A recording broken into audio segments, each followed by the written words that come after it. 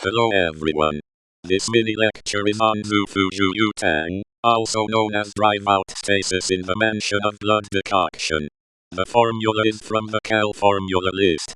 I will summarize the pattern, a short patient case, 3 clinically important drug-herb interactions, and a practical management plan. Traditional use.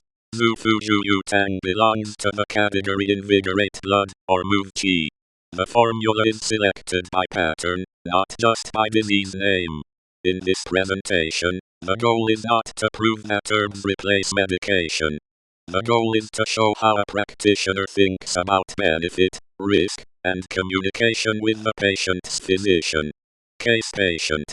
58-year-old male with chest oppression, chronic headaches, and prior coronary stent. Medicines. Aspirin, clopidogrel, and atorvastatin. The pattern diagnosis is blood stasis with chi constraint in the chest. Tongue purple with sublingual distension. Pulse wiry choppy. This gives a reason to consider the formula, but it also creates the need to check her or his medication list before recommending treatment. Interaction 1. Tauren, Hong-Hua, Dangui, and antiplatelets. Mechanism. Multiple blood-moving herbs may add to aspirin and clopidogrel effects. Clinical significance. High.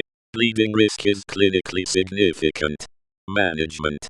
Identify high-risk patients, avoid duplicate herbs, and monitor symptoms and objective values when relevant. Interaction 2. Q-action, or NUSI, and anticoagulants. Mechanism. Blood-moving strategy may be unsafe with warfarin or dopes without monitoring. Clinical significance. High with anticoagulants or perioperative patients. Management. Counsel the patient on warning signs and coordinate with the prescribing clinician if the medication has a narrow safety margin. Interaction 3. Gan-Cow and cardiac or BP drugs. Mechanism. Licorice can affect potassium and blood pressure. Clinical significance. Moderate in cardiac patients. This interaction may be less certain than the first one, but uncertainty is still important because patient safety comes first. Management plan.